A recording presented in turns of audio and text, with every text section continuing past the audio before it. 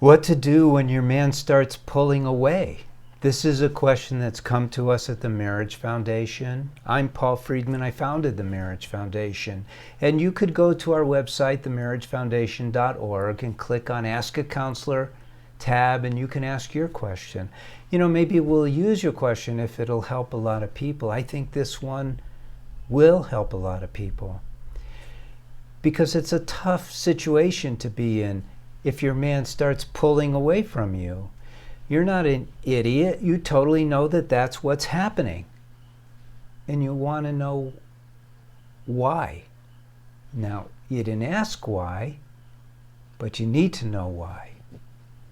And you need to face the reality, not so you could feel guilt, not so you could feel shame, not so you could feel like you did something wrong. I'm going to tell you right now, we all do things that are incorrect. Let's use that terminology instead. All of us do things that are incorrect every day.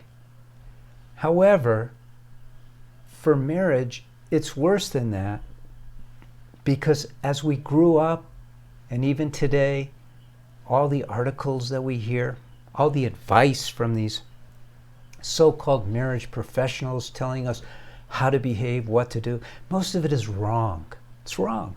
I've been doing this for over 2 decades. So that doesn't mean that everything I do is right. But I started out as a divorce mediator. I help people get a divorce. And all my clients came from marriage counseling. So they definitely didn't know what they were doing. So I investigated. And I started with some really serious questions. Okay? Here's the number one question that I didn't have the answer to. It took weeks and weeks and weeks before the answer finally arrived at my doorstep. The question is this: why do you get married in the first place? Now, most people, when I ask that question, because that's how I started, I would ask my friends, why did you get married in the first place? And just about everyone said, well, I found my soulmate. Well, I really fell in love. Well, I knew she was the one. I knew he was the one. None of those answers are correct. It doesn't answer the question. The question is, why do you want to get married? And there is a universal dual answer, which is, number one, and you're going to laugh when you hear how unbelievably simple this is. You get married because you want to be happier. Who gets married because they want to be miserable, right? You want to be happier. I'm going to take it a step further. This is true. You don't just want to be happier for the day of your wedding or for your honeymoon or when you have children. You don't want to live for the moments. You want every moment to be amazing. You want to be happier every single day of your life. And before you go, oh yeah, right, I'm telling you right now, it is totally doable. I'm going to tell you right now, marriage is literally designed for that purpose. It's a vehicle that delivers happiness, but you got to know how to drive this vehicle. Now, it's not just theoretical. We've been doing this for over 2 decades. We have courses for men, courses for women, books, and people who have taken the courses, thousands and thousands. Take a look at our testimonials. See what's happening. Look at how people talk about the courses.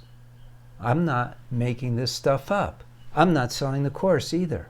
I'm telling you that it's doable for you to literally be happier every single day of your life. It doesn't just happen like with a magic wand. You have to do certain work. Now there's a second. Remember I said there's dual reason. To me, the second reason is way more important. Why are we born?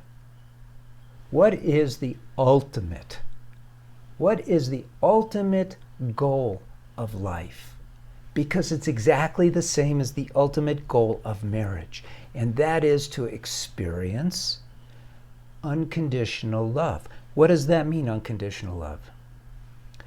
For one thing, it has no boundary.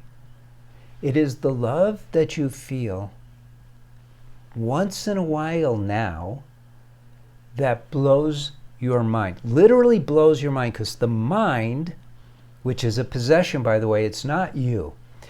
The mind cannot contain love. The mind, you have to learn how to get the mind to open itself up to this love. You feel it in your heart, but you have to expand the mind with this love. Does this sound complicated? Maybe it is a little bit. But it's why you get married, to experience that love. Ever expanding love. Not just through your honeymoon, but for the rest of your life. That's why we get married. So why is your husband pulling away? Your husband is pulling away for the same reason you're pulling away. And you are, be honest. Maybe you're not going through the motions of pulling away. But if you're asking this question, it means that you don't have that connection of love with your husband. It means that you haven't done what it takes to build those bridges at the level of that spiritual love. Why is it a spiritual love? Because you can't see it, taste it, it's not sensory. So it's spiritual by definition. It's tangible, you know it's there when you feel it, but you can't define it in sensory terms. You can't see it, touch it, feel it, hear it, like that. So it's spiritual. It's what you want. It's what we all want. It's what we want in life. If you talk to the richest man in the world, I don't know who he is right now, and if he doesn't have love, he's miserable. He's got all the money, but if he doesn't have the love, you know who's a great example of that was Steve Jobs. Brilliant guy. Miserable guy. I know people who worked with him. They couldn't stand being around him. The guy had no love in his heart. As he was dying, he started to recognize that there was more to life than just making money and being creative and being the inventor and, you know, the marketing guy. But he didn't really have love. I mean, his wife, his ex-wife spoke about it. People who worked with him. Love is what we need. We're human beings. We thrive on it. We have to have it.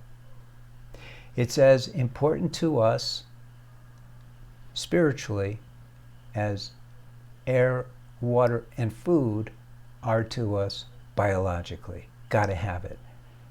We get married in order to have it, but then we don't do what it takes. So you get your husband to come closer to you by coming closer to your husband. Now, it takes more than just going for it. That would be wishful thinking and it would be crazy.